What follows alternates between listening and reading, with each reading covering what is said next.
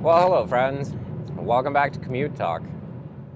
Yesterday, there was a story about Terry Davis and TempleOS on the BBC because they did a podcast called Digital Human about Terry and his work. And I listened to it and I thought it was pretty good.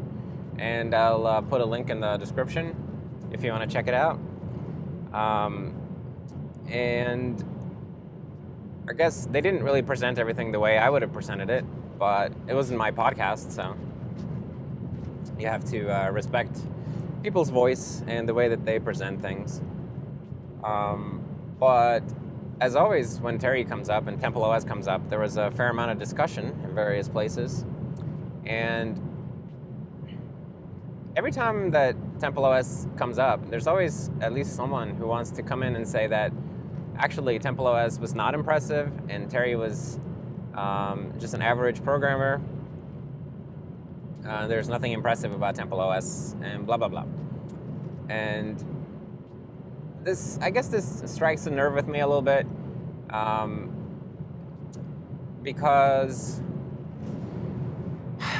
I do think that TempleOS is very impressive, but maybe not for the reasons that people argue about, because a common argument is that freshman CS students take operating systems classes and they end up writing a kernel, and because of that, because a freshman CS student can grasp and implement concepts like that, then TempleOS having a kernel makes it less impressive somehow. I guess that's the logic. I think I don't mean to strawman, but it's my understanding of the logic.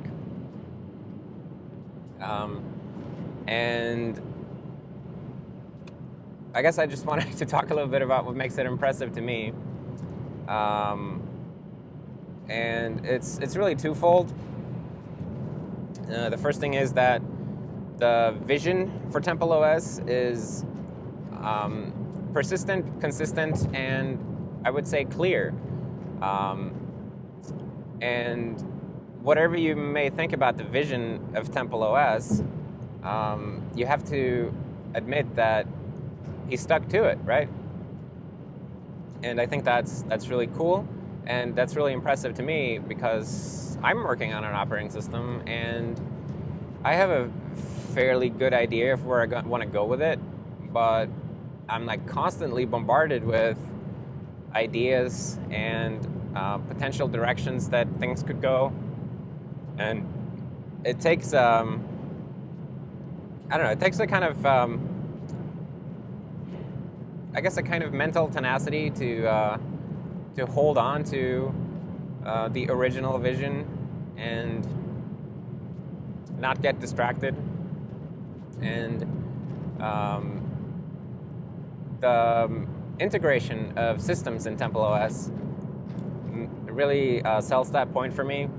How the components in the system, they're all very tightly integrated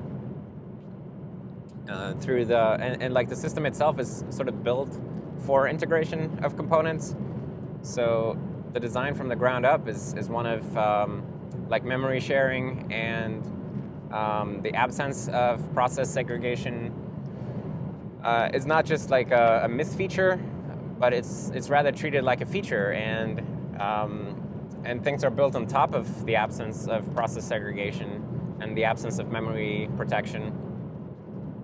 And I think that's very cool, and like you can see, like, I don't know, it feels like you have to look at the forest and not the trees here, and like try to see what the thing really is. It's a novel operating system that does some things differently,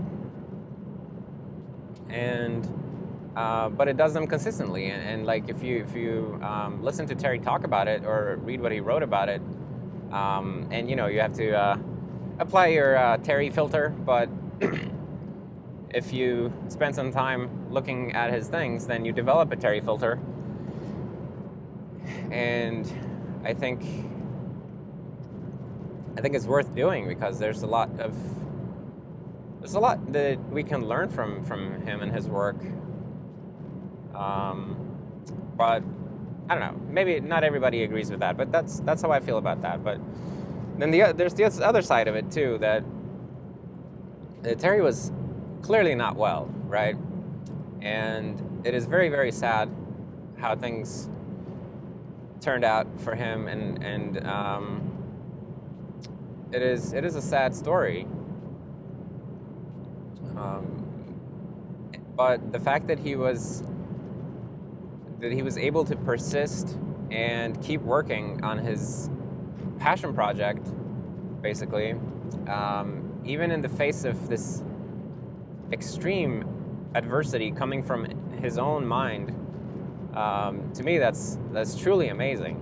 Because, like, if I even get a cold, I struggle to not lie in bed all day. If I feel a little low, I just want to play Nintendo and for the world to go away. And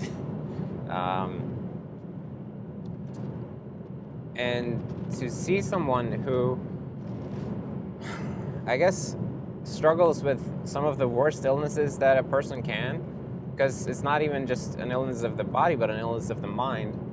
To see someone stand up to that as much as he could and keep working on the thing he wanted to work on and not let it go, not give up. To me, that's truly impressive. And to not feel sorry for yourself, at least that's the impression I always got from Terry, that he was not feeling sorry for himself. And I definitely don't want to do that either. So if I ever end up on the same path that he did, then I hope I will be as strong as he was. I guess that's what I think about that.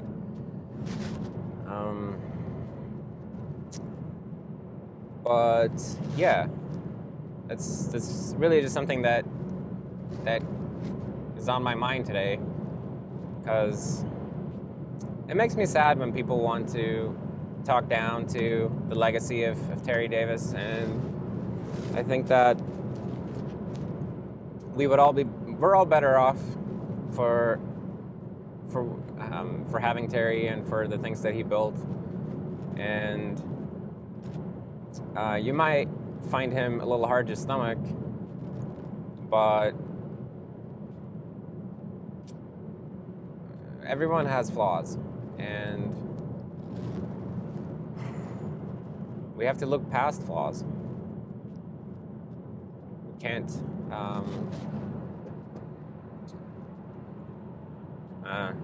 yeah, I don't know. I don't know what I want to say more than that. So I guess I'll just say thank you for hanging out with me on the commute and listening to me talk a little bit about that, because it seemed important somehow. But do check out the BBC podcast. I think you would like it. And thanks again for hanging out. I'll see you next time. Bye.